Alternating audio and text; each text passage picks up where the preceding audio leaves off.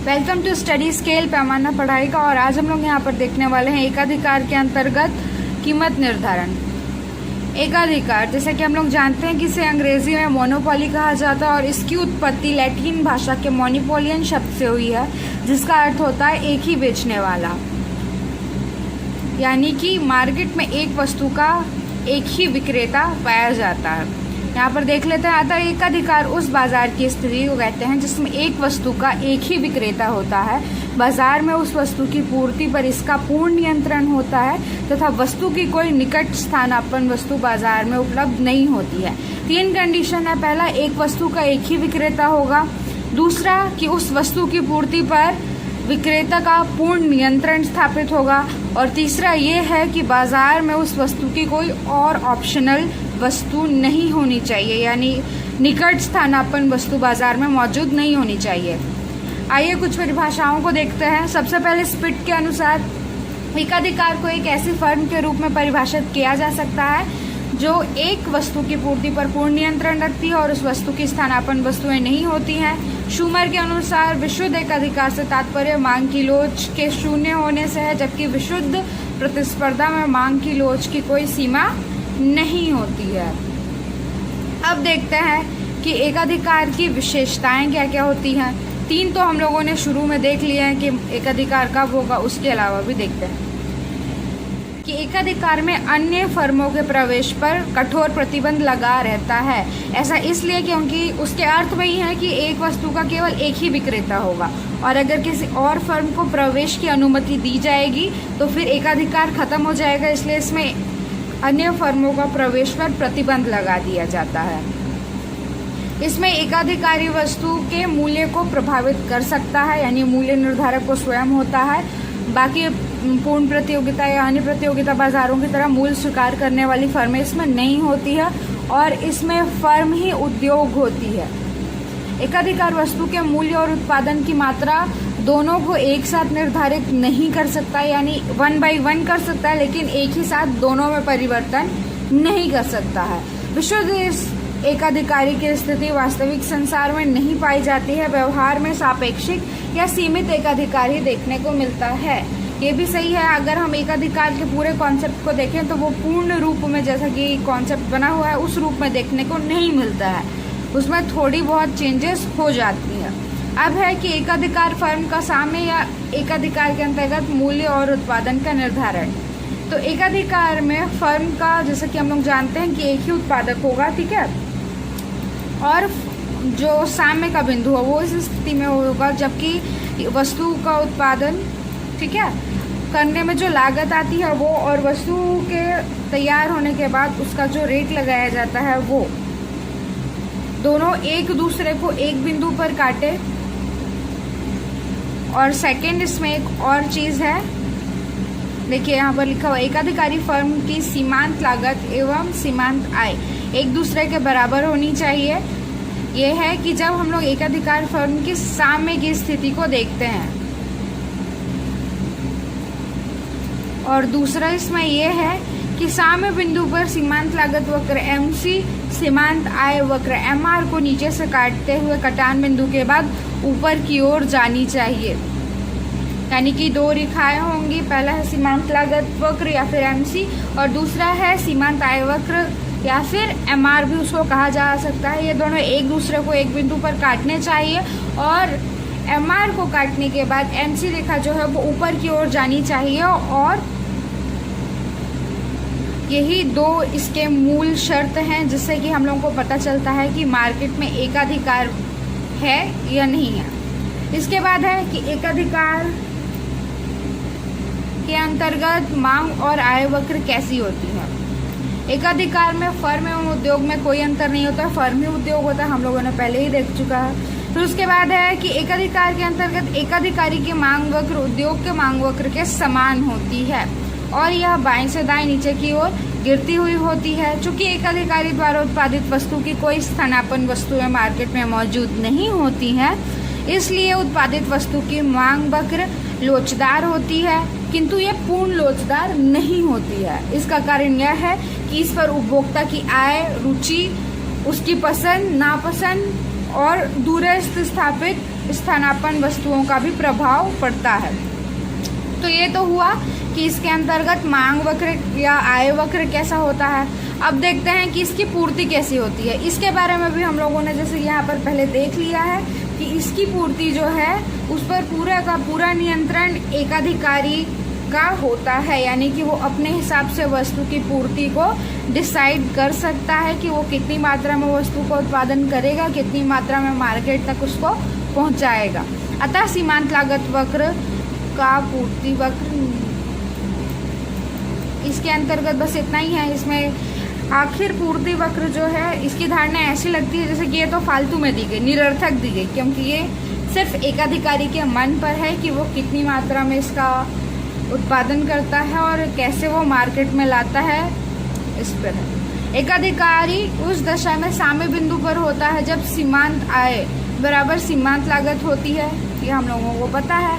इसके बाद अब देखते हैं कि अल्पकाल में एकाधिकारी का मूल्य उत्पादन का साम्य कैसा होता है, यानी कि अल्पकाल थोड़े समय का होता है जो उसमें एकाधिकारी फर्म का मूल्य या उत्पादन जो भी होता है उन दोनों में साम्य किस तरीके से बैठता है, कौन कौन सी चीज़ें हैं जो इसमें ज़्यादा मायने रखती हैं, उस चीज़ को हम लोग यहाँ पर देखेंगे।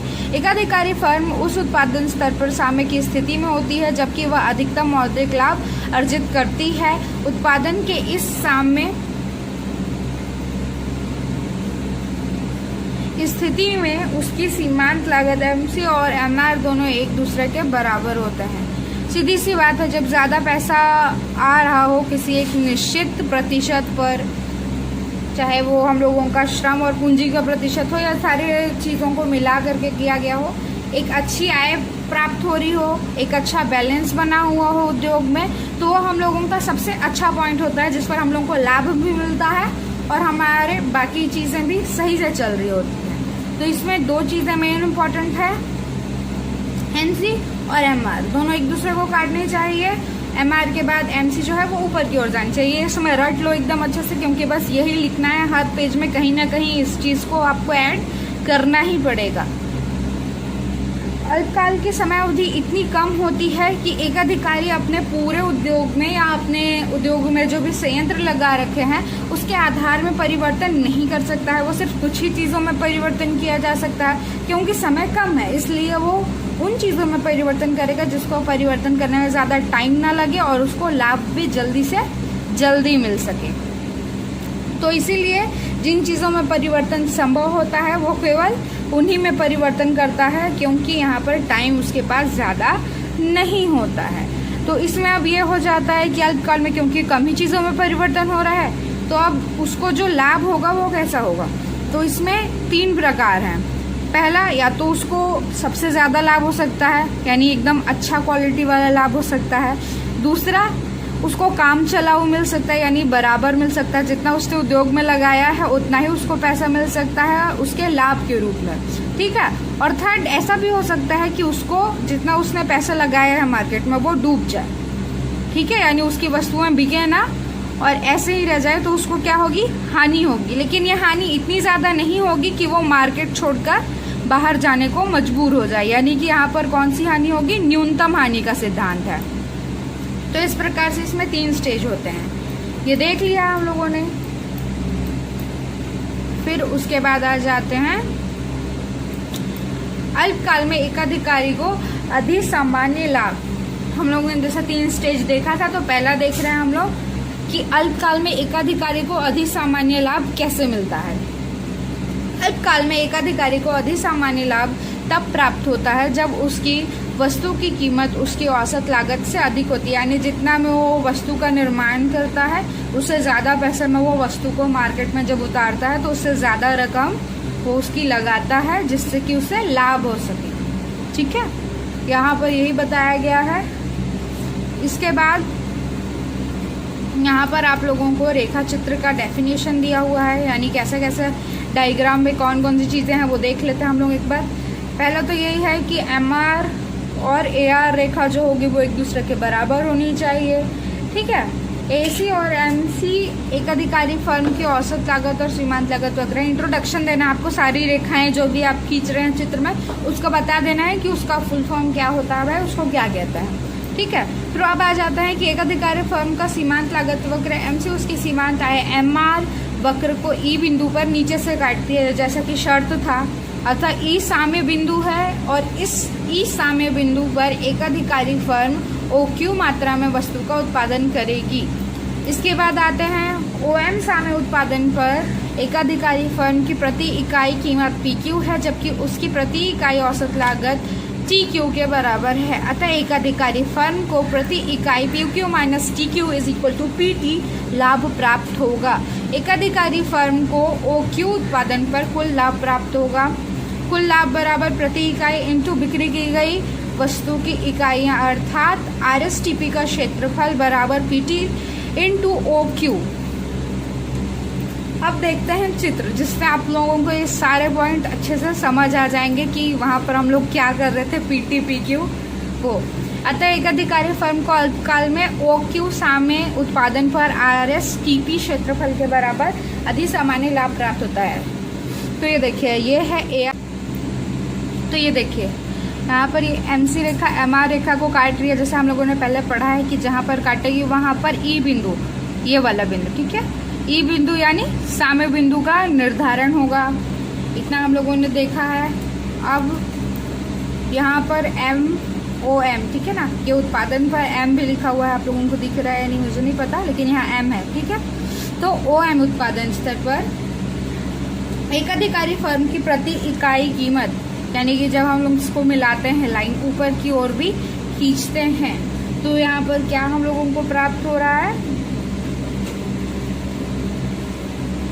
प्रति इकाई लागत, प्रति इकाई कीमत पी क्यू है, प्रति इकाई कीमत जो है वो पी क्यू है, जबकि हम लोग की प्रति इकाई लागत जो है वो टी क्यू है। यानी कि हम लोगों ने इतने पैसे लगा करके किसी वस्तु का उत्पादन किया है, लेकिन जब हम लोग उसको मार्केट में बेचने जाते हैं तो हम लोगों को अपनी इस सीमा जहाँ पर हम लोगों ने पैसे लगाए थे जहाँ तक, उससे भी थोड़ा ज़्यादा, ठीक है, उससे बढ़ करके हम लोगों को मार्केट में उस चीज़ की कीमत मिलती है, यानी कि हम लोगों को लाभ होगा। तो इस टी से पी तक का जो क्षेत्र होगा वो अति सामान्य लाभ का क्षेत्र होगा, जैसे कि आप लोगों को यहाँ पर दिख रहा है, ठीक है। तो बस इसमें इतना ही है। ओ एक्स जो अक्ष है उस पर उत्पादन है, ओ वाई पर जो लिया गया है वो आय लागत मूल्य, इन तीनों को व्यक्त करता है। इसके बाद दिख गया होगा कि अधिक सामान्य लाभ क्या होता है। अब देखते हैं कि सामान्य लाभ, अल्पकाल में एक अधिकारी फर्म को सामान्य लाभ कैसे प्राप्त होता है। सामान्य लाभ यानी एक ऐसा लाभ जिसमें वो मार्केट में बने रहे, मार्केट को छोड़ करके भी ना जाए और उसका काम भी होते रहे, ठीक है। यहाँ पर ज़्यादा लाभ नहीं मिलेगा, लेकिन जितना पैसा लगाया है उसने उतना ही उसको मार्केट में उस वस्तु को बेचकर प्राप्त हो जाता है। जैसे कि हम लोग यहाँ पर देख रहे हैं कि यहाँ पर पहले के डायग्राम के अनुसार कोई भी लाभ का वो अलग से साइन नहीं दिख रहा है, ठीक है। यानी कि इतना इन्होंने लगाया है मार्केट में, इतना हम लोगों ने लगाया और इतना ही उस वस्तु को बेचकर हमें लाभ प्राप्त होगा। तो फिर ये हो गया सामान्य लाभ। डेफिनेशन चित्र की देना कुछ उतना मुश्किल नहीं है, ठीक है। आप लोग इसको आराम से पढ़ लीजिएगा एक बार और फिर दे दीजिएगा। अब देखते हैं कि अल्पकाल में एक अधिकारी फर्म को न्यूनतम हानि क्या होती है। न्यूनतम हानि यानी एक ऐसी हानि जिसको सहा जा सके, यानी कि खर्चा निकल जाए उससे, जो जो ज़रूरी चीज़ें हम लोग उत्पादन में लगाते हैं, भूमि पूंजी श्रम साहस संगठन, इन सबको पेमेंट दे दी जाए, लेकिन लाभ जो है वो हमें कम प्राप्त हो, ठीक है। तो इसको कहते हैं न्यूनतम हानि, यानी उत्पादन में टिके रहने देती है ये चीज़, लेकिन इसमें लाभ जो होता है वो बहुत कम मात्रा में प्राप्त होता है, ना के बराबर प्राप्त होता है, ठीक है। फिर अब देखिए इस चित्र में वही है, ओ एक्स पर उत्पादन की मात्रा को लिया गया है और ओ वाई पर आय लागत और मूल्य को दिखाया गया है। यहाँ पर ओ क्यू उत्पादन स्तर पर देखते हैं हम लोग, ठीक है। यहाँ पर देखिए एम आर रेखा को एम सी रेखा ई बिंदु पर काट रही है, यानी कि ये हमारा साम्य बिंदु है, ठीक है। अब इसी लाइन को हम आगे की ओर ले जाते हैं, तो देखिए यहाँ पर ये लाइन आगे बढ़ती हुई ए आर को, ठीक है, यानी कि उसकी औसत लागत जो हम लोगों ने लगाई है वो कितना बता रहा है, पी बता रहा है, सॉरी औसत लागत ऊपर है वो है टी, ठीक है। और उसके नीचे आ रहा है जो हम लोगों को मार्केट में इस वस्तु को बेच करके प्राइस प्राप्त हो रहा है, यानी कि सीमांत जो हम लोगों को ओरिजिनल में मिल रहा है वो, और जो हम लोगों ने लगाया वो हमने लगाया टी है, ठीक है, टी ऊपर है यानी कि टी अधिक है, और हम लोगों को मार्केट से मिल रहा है पी बिंदु तक ही का लाभ, ठीक है। तो टी से पी कम है यानी कि इतने दूर का क्षेत्र ये क्या कहलाएगा, हानि का क्षेत्र कहलाएगा, यानी न्यूनतम हानि इस दशा में उत्पादन में प्राप्त होगी। फिर ये रहा इस क्षेत्र का डेफिनेशन, कैसे कैसे क्या क्या हुआ है इस क्षेत्र में पूरे में, ठीक है, इसको देख लीजिएगा आप लोग।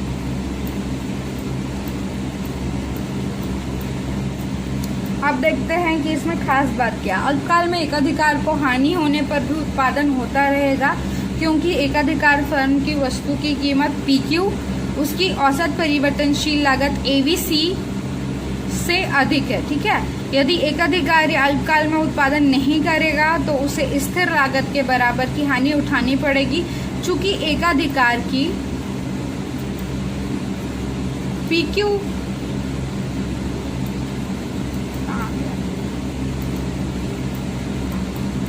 चूंकि एकाधिकार की PQ कीमत से औसत परिवर्तनशील लागत ABC SQ एवं औसत स्थिर लागत PS के बराबर लाभ प्राप्त हो रहा है, उसे केवल प्रति इकाई PT औसत स्थिर लागत की हानि उठानी पड़ रही है। अतः एकाधिकार वस्तु का उत्पादन जारी रहेगा, किंतु अल्पकाल में एकाधिकारी को औसत परिवर्तनशील लागत SQ के बराबर मूल्य नहीं मिलेगा तो वह उत्पादन कार्य को बंद कर देगा। इसलिए एस बिंदु उत्पादन को बंद करने का बिंदु होगा, ठीक है। वही बात है जो हम लोगों ने पहले कही है कि वो उत्पादन करते रहेगा, क्योंकि उत्पादन कर रहा है तो कम से कम वो जितने उत्पादन के साधन को लगाया है, भूमि, पूंजी, श्रम, साहस, संगठन, ठीक है, इन सबको वो क्या करेगा, कम से कम पेड कर सकेगा, पैसे दे सकेगा। अगर वो उत्पादन बंद कर देता है, ठीक है, तो इन सबको वो कहाँ से पेमेंट देगा, ये एक क्वेश्चन उठ जाता है। इसीलिए वो थोड़ी कम लाभ के साथ या थोड़ी सी हानि के साथ भी उत्पादन को अपने चलाते रहेगा, क्योंकि मार्केट में हमेशा एक फैक्टर होता है भविष्य का, कि भविष्य में इस चीज़ में हमें कितना लाभ होगा, भविष्य में इसमें कितनी हानि होगी, या भविष्य में क्या होगा, ठीक है। तो वो एक इम्पॉर्टेंट चीज़ है जिसकी वजह से लोग अगर थोड़ी हानि होती है तो उसके बाद भी मार्केट में टिके रहते हैं कि कल हो सकता है कि हमको इसी चीज़ में लाभ हो जाए, ठीक है। इसीलिए यहाँ पर ऐसी अवस्थाएं पाई जाती हैं। फिर अब देखते हैं हम लोग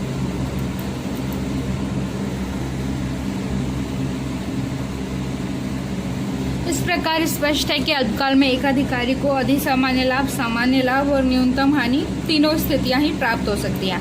अब देखते हैं कि दीर्घकाल में एकाधिकारी का मूल्य और उत्पादन साम्य कैसे बनता है, ठीक है। दीर्घकाल में एकाधिकारी फर्म उस उत्पादन स्तर पर संतुलन की अवस्था में होती है जहां उसकी दीर्घकालीन सीमांत लागत उसकी दीर्घकालीन सीमांत आय के बराबर हो जाती है। दीर्घकाल में एकाधिकारी के पास अधिक समय होता है, इतना अधिक होता है कि वो अपने उत्पादन में किसी भी तरीके का परिवर्तन कर सकता है, क्योंकि टाइम बहुत ज़्यादा है, इसलिए वो आराम से किसी भी उत्पादन के अपने स्ट्रक्चर में आसानी से परिवर्तन कर सकता है। इसके अलावा देखते हैं PQ कीमत में औसत परिवर्तनशील लागत AVC, ये तो पुराना पेज ही है, तो यहाँ पर हम लोग देख रहे हैं कि दीर्घकाल में एकाधिकार कैसे होगा, ठीक है। दीर्घकाल में एकाधिकारी को अधिसामान्य लाभ प्राप्त होता है। इसका कारण यह है कि दीर्घकाल में एकाधिकारी द्वारा उत्पन्न की जाने वाली वस्तु के लिए नई फर्मों के प्रतिद्वंदी के रूप में उद्योग में प्रवेश करने की संभावना नहीं होती है। अतः एकाधिकारी का मूल्य उसके औसत उत्पादन लागत से अधिक ही रहेगा और एकाधिकार फर्म को अधिसामान्य लाभ प्राप्त होगा। अधिसामान्य लाभ दीर्घकाल में कैसे प्राप्त होगा उसको प्रदर्शित करता हुआ यहाँ पे हम लोग डायग्राम देख रहे हैं। इस डायग्राम में हम लोगों के सामने है AR और MR, ठीक है, जो कि हम लोग को पता है क्या होते हैं। उसके बाद AC और MC लाभ अभिवृद्धि नियम के अंतर्गत एकाधिकारी फर्म की दीर्घकालीन औसत लागत एवं सीमांत लागत वक्र हैं, जो कि ये हैं LMC और LAC, ठीक है। एकाधिकारी फर्म की दीर्घकालीन सीमांत लागत LMC उसकी दीर्घकालीन सीमांत आय LMR को ई बिंदु पर काट रही है। LMC, ठीक है, यह है LMC और यह है यहाँ पे है LMR, ठीक है। यहाँ पर इन दोनों को काट रही है, जो कि यहाँ पर हम लोग का ई बिंदु यहाँ पर ई लिखा हुआ है बन रहा है, ठीक है। तो ये कि हम लोगों के साम्य की दशा हुई और इसमें जब ई बिंदु पर काट रहा है तो हमारा उत्पादन कितना निर्धारित होता है, OM निर्धारित होता है। इतना हुआ। अब इसके बाद हम इस लकीर को जो नीचे OM उत्पादन दिखा रहा है, ठीक है, उसको ऊपर की ओर खींचेंगे तो हम लोग देखते हैं कि हम लोगों का यहाँ पर जो भी उत्पादन में लागत लग रही है वो T बिंदु तक है, ठीक है। यानी कि LAC जो है हम लोग का कितना है, T बिंदु तक की दर्शा रहा है, ठीक है। जबकि हम लोग मार्केट में उस चीज़ को बेच रहे हैं तो हमें कितना लाभ प्राप्त हो रहा है, P बिंदु तक की, ठीक है। यानी कि हम लोग यहाँ पर जितनी लागत लगाते हैं हम लोगों को उससे ज़्यादा लाभ प्राप्त होता है और इस दशा में इस P और T के बीच का जो भी अंतर होगा वो यहाँ पर अधिसामान्य लाभ कहलाएगा। इसको अच्छे से भी देख लेते हैं। OM साम्य उत्पादन पर एकाधिकारी फर्म को दीर्घकालीन कीमत प्रति इकाई PM है, जबकि उसकी औसत लागत जो है वो TM है। अतः एकाधिकारी फर्म को दीर्घकाल में प्रति इकाई PM - TM बराबर PT, जैसा कि हम लोग यहाँ पर शुरू में ही बोल चुके हैं, इतना लाभ प्राप्त हो रहा है। तो यहाँ पर अगर हम लोग देखेंगे तो यहाँ पर RS, ठीक है, और PT ये जो है हम लोगों का वो अधिसामान्य लाभ का क्षेत्र कहलाएगा। तो इस प्रकार से हम लोगों ने देखा कि कैसे कैसे एकाधिकारी फर्म जो होती है वो विभिन्न कालों में, चाहे वो अल्पकाल हो या दीर्घकाल हो, उसमें किस किस तरीके से अपना संतुलन स्थापित करती है। और अल्पकाल में हम लोगों ने देखा कि इसमें अधिसामान्य लाभ, सामान्य लाभ और न्यूनतम हानि 3 दिशाएं पाई जाती है, जबकि दीर्घकाल में इसमें हमेशा अधिसामान्य लाभ ही प्राप्त होता है, क्योंकि टाइम बहुत ज़्यादा होता है, इसलिए उत्पादन का स्ट्रक्चर जो है वो आसानी से चेंज हो जाता है और लाभ कमाने के नए नए तरीके ढूंढे जा सकते हैं।